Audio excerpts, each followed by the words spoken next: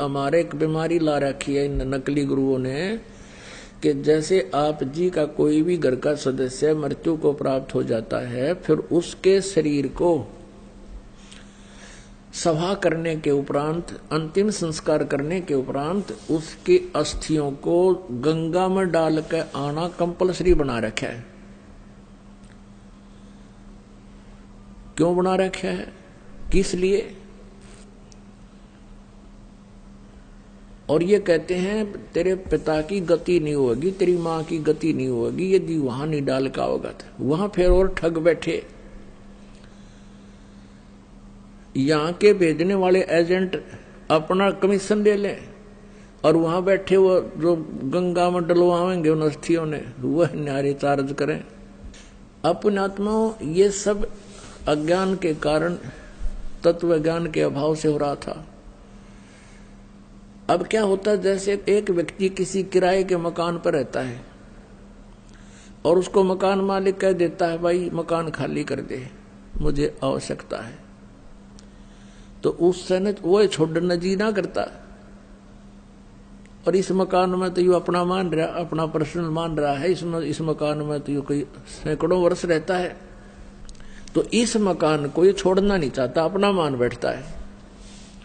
उधर से भक्ति ना करने से ये प्रेत बन जाता है। प्रेत बनते ही इसका जो भी अकाउंट है जाते इसको मिल जाता है, कौन सी योनि प्राप्त होनी है, ये भूत बन जाता है। और उधर से क्या होता है कि वो घर वाले उनको फूक देते हैं, सवा कर देते हैं, तो वापस वो अपने घर पर आता, वो प्रेत बनकर।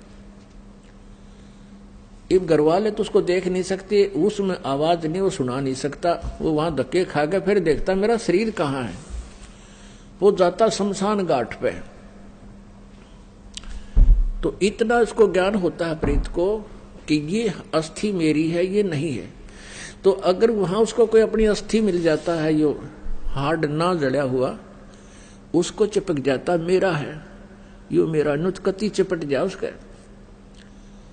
और ये सद ये क्या करते हैं, सेवड़े उन अस्थियों को उठा लाते हैं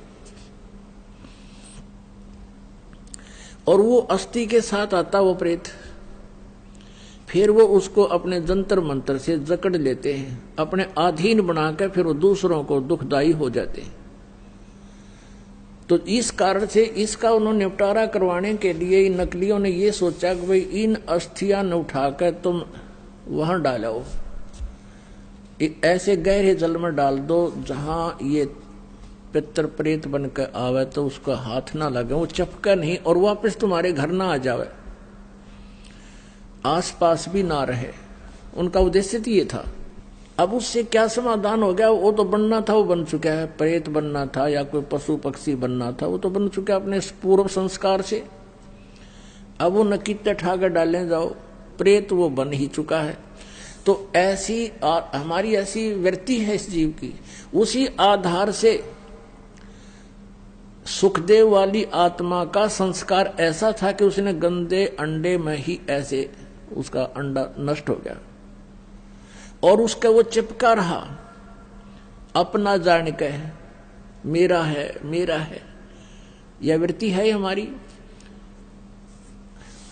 अपनात्मा। जैसे बच्चा गर्भ में आते ही माता को अपनापन हो जाता है और किसी कारण से वो गर्भपात हो जाता है तो बहुत रोती है कि मेरा था मेरा था।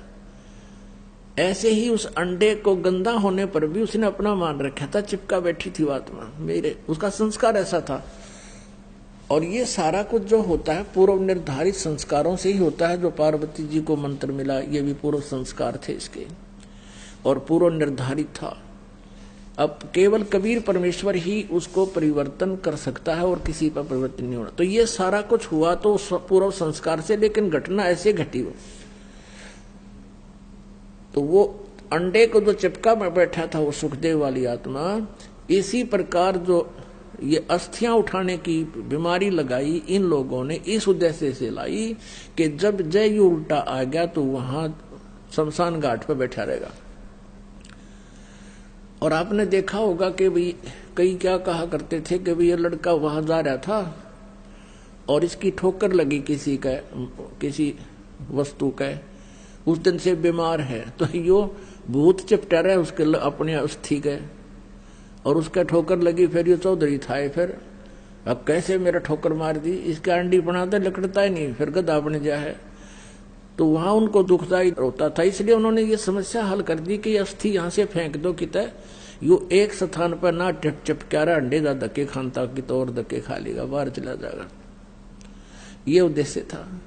और पुण्यात्माओं कहते हैं यदि आप पूर्ण परमात्मा की भक्ति करते, सतगुरु की संगत करते, ना तो आपने भूत बनना, ना अस्थियां उठाने की आवश्यकता। और आपने यो नाम ले रखा तो कितनी ठोकर लागो, कितने कुछ जाओ चौराहे पर गांडो तुम, और बर्फी खाते हुए आपके निकट कोई भी नहीं आ सकता, क्योंकि ये समर्थ की शक्ति है। एक भक्त बता रहा था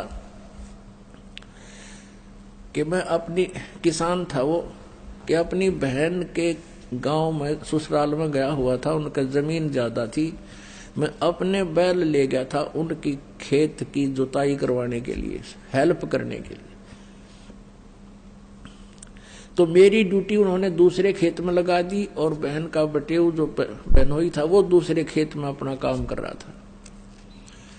उस खेत के पास में एक छोटा सा तालाब था, तलैया थी, जोड़ी थी, उसमें एक छोटी सी मंडी बना रखी थी, और कोई वहां पर एक 5 किलो एक बेली होती थी, 5 किलो गुड़ का एक ही आइटम बना दिया करते, पेड़ा सा इतना बारा, वो चढ़ा गया वहां, वो को पीर प्यार था, पीर की मड़ी थी। वो कहने लगा मैं बैलों को पानी पिलाने के लिए जब गया वहां तालाब में, तो मैंने देखा इतना गुड़ दरा बहुत सुंदर, मैंने वो उठा लिया, कुछ तो आप खाया, कुछ कूट छेद के बैलों को खिला दिया, चारे में डाल दिया। और नाम मैंने ले ही रखा था परमेश्वर कबीर जी का, आपके परमात्मा की शरण आ चुका था वो। तो फिर मुझे वो इतनी दूर दिखाई दिया, एक दोपहर के समय वहां बैठा था मैं, कम से कम 50 फुट की दूरी पर एक 3 फुट का आदमी, सफेद दाढ़ी, सफेद कपड़े और नो आंखें लाल कर रहा, कहने लगा तू ठाडे की शरण में था, ना तेरा बक्कल तारू, उतने मेरा गुड़ खा लिया। तो तगड़े की शरण में था इसलिए बच गया, ना तेरा बक्कल तारू, तने मेरा गुड़ खा लिया। ये भूत बेटी के बाप खावे कुत्ते, उनको भी यही आभास है कि मेरा है, बस धर दियाड़ा मेरा हो गया भी। तो पुण्यात्माओं आप समर्थ की शरण आ चुके हो, ये तो आपका असर करें को नहीं।